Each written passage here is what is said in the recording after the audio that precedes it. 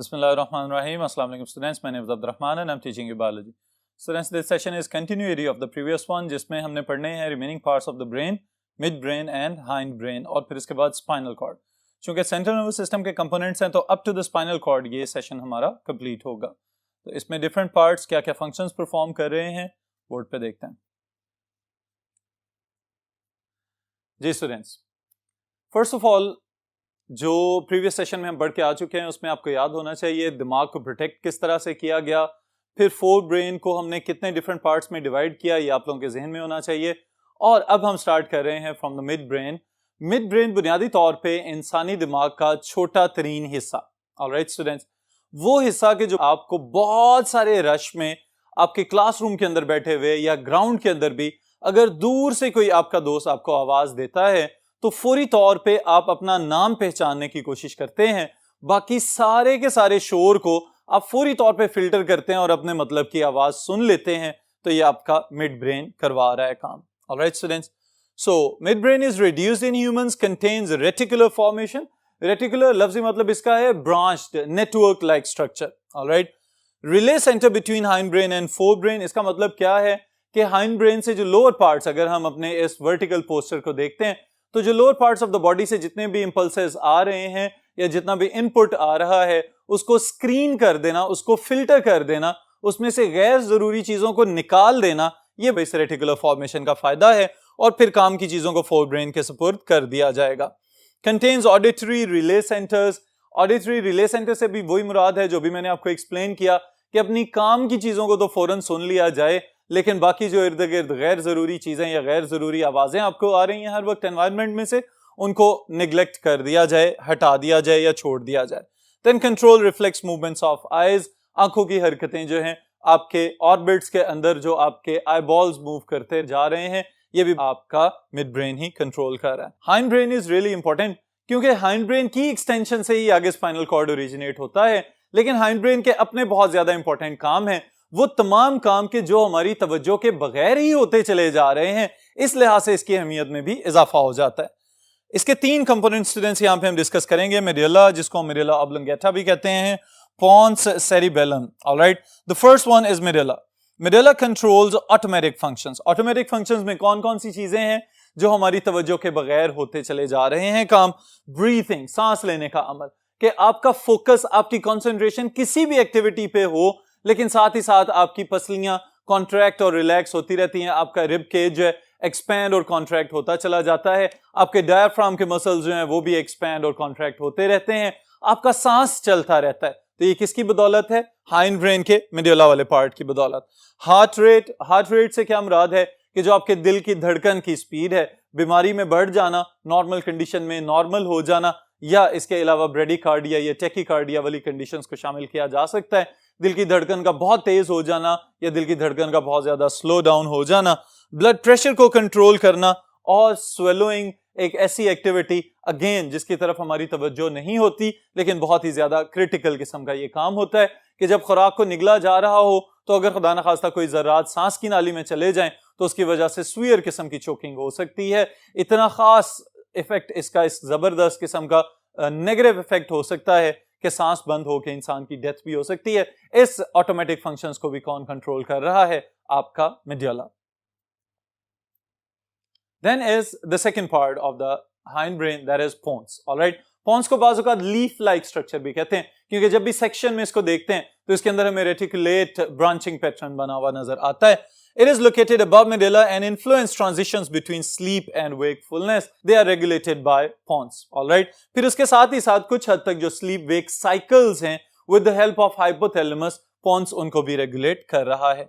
Rate and pattern of breathing, again वही चीज कि अगर आप एक्सरसाइज में हैं, इमरजेंसी सिचुएशन में हैं या बहुत ज्यादा थ्रेटन हैं किसी वजह से, तो इन तमाम कंडीशंस में जो दिल की धड़कन में तगय्युर और तबद्दुल आ रहा है, जो तब्दीलियां आप ऑब्जर्व कर रहे हैं, बुनियादी तौर पे पॉन्स उसको रेगुलेट कर रहा है. Then is the ultimate part of the brain, of the hind brain, cerebellum. Alright, ultimate part इसको स्टूडेंट्स में क्यों कह रहा हूं? अगेन वही बात के बाज़ औक़ात हमारी आंखें जो हैं वो अपनी डिफरेंट एक्टिविटीज पे फोकस कर रही होती हैं लेकिन हमारी बॉडी की जबरदस्त सिंक्रोनाइज्ड मूवमेंट्स चल रही होती हैं कि दाईं टांग उठा के हम आगे रखते हैं तो बाईं तैयार होती है आगे आने के लिए, और फिर इसी तरह अगर हम रनिंग या जॉगिंग वाली कंडीशन में जा रहे हैं तो उस सूरत में भी अगर कहीं ऐसी जगह आ जाए या ऐसी सरफेस आ जाए कि जो लेवल ना हो, जो बिल्कुल हमवार ना हो, तो उस सूरत में भी आपकी बॉडी के बैलेंस को मेंटेन करवाना सेरिबेलम का काम हो रहा होता है, सेरिबेलम ये काम कर रहा है। फिर इसके साथ ही साथ स्टूडेंट्स आपने देखा होगा कि बाज़ औक़ात कुछ ये जो बाजीगर हैं एक रस्सी पे अपने आप को बैलेंस करके चल रहे होते हैं, उस सूरत में भी सेरिबेलम अहम तरीन काम परफॉर्म कर रहा है। अगर क्रिकेट वगैरह के आप शौकीन हैं तो उस सूरत में अगर कोई नाहमवार किस्म के ग्राउंड में आपको कोई बड़ी शॉट का कैच पकड़ने को मिल जाए तो उस सूरत में भी प्लेयर की तवज्जो आसमान की तरफ होती है, लेकिन पांव बड़े देख देख के रखे जा रहे होते हैं। तो ये भी आपके सेरिबेलम का काम है कि आपकी बॉडी को बैलेंस रखा जाए इस तरह की सूरत हाल में।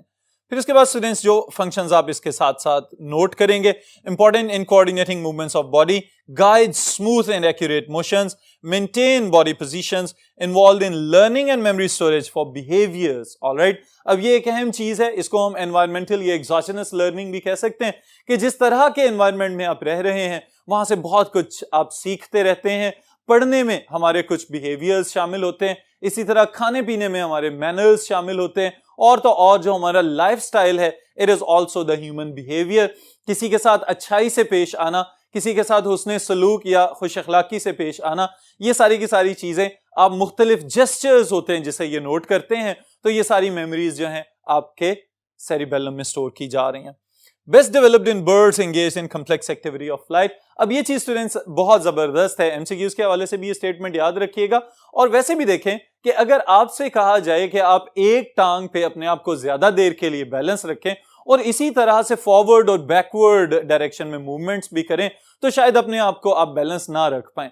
लेकिन परिंदों की अगर हम हरकत पे गौर करते हैं तो वो तो विंग्स की मदद से उड़ते ही चले जा रहे हैं, कोई सपोर्ट नहीं है, हवा की मदद से उन्होंने उड़ना है और अपनी फ्लाइट को एक मखसूस डायरेक्शन में लेके जाना है, अपनी बॉडी को हवा के अंदर जबरदस्त किस्म का बैलेंस बना के बरकरार रखने की कोशिश करनी है।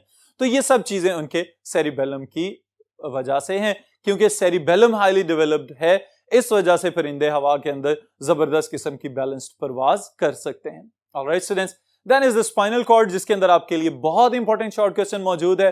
What is the difference between grey matter and white matter? जी स्टूडेंट्स, तो पहले हम डिफाइन करते हैं कि स्पाइनल कॉर्ड है क्या चीज। अगर आप इसको थोड़ा एनाटॉमिकली ऑब्जर्व करें तो आपको पता चलता है कि हाइंड ब्रेन का ही एक हिस्सा है जिसे हम कह रहे हैं मेडुला ऑब्लंगेटा। ऑलराइट, जो मेडुला ऑब्लंगेटा वाला पार्ट है वो ही इलोंगेट होकर डिसेंड हो जाता है इनटू द बैकबोन या वर्टिब्रल कॉलम, और उस ओवल रोप लाइक स्ट्रक्चर का नाम हमने रख दिया है स्पाइनल कॉर्ड। ऑलराइट, आप इसको किस तरह से डिफाइन करेंगे?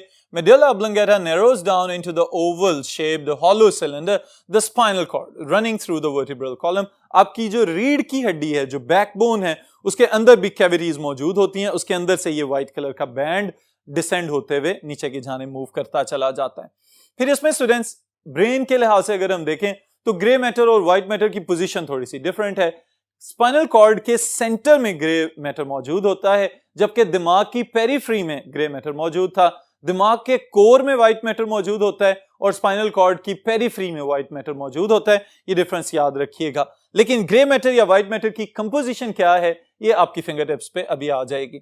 It consist of cell bodies and non myelinated nerve fibres, यानी इस तरह के नर्व फाइबर्स के जिनके ऊपर माइलिन शीथ मौजूद नहीं है, उसके ना होने की वजह से जब इनकी एग्रीगेशन होती है, किसी जगह पे इकट्ठे होती हैं ये सेल बॉडीज या इस तरह के नर्व ट्रैक्ट्स, तो हमें पता चलता है कि ये ग्रे मैटर बना रहे हैं। Alright, on the other side white matter क्या चीज है? Made up of myelinated nerve fibres, यानी इस तरह की नर्व फाइबर्स या नर्व ट्रैक्ट्स जिनके ऊपर आपको माइलिन शीथ्स बनी हुई नजर आए, ज्यादातर एक्सोनल बॉडीज पे मुश्तमिल होते हैं ये, और एक्सॉन्स के ऊपर ही माइलिन शीथ बनाने वाले श्वान सेल्स भी मौजूद हैं, जिनकी वजह से माइलिन शीथ सिंथेसाइज की जाती है and it brings out the white matter of the spinal cord. All right students, functions की अगर हम बात करते हैं तो spinal cord is center for many reflexes। खास तौर पे रिफ्लेक्स एक्शन के हवाले से आपने ये पढ़ा हुआ है कि बाज़ औक़ात हमें अनकॉन्शियस या अनकंट्रोल्ड रिस्पॉन्सेज देने पड़ते हैं, तो उन इनवॉलंटरी एक्शंस के लिए स्पाइनल कॉर्ड खुद ही काफी है। Alright, moreover the pathway for conduction of impulses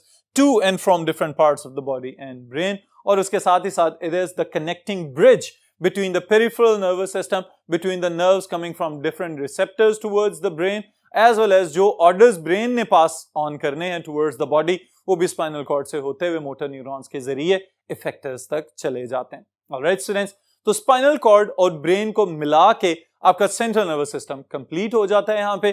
फिर इंशाअल्लाह ताला नेक्स्ट सेशन में नेक्स्ट टॉपिक के साथ मुलाकात होगी।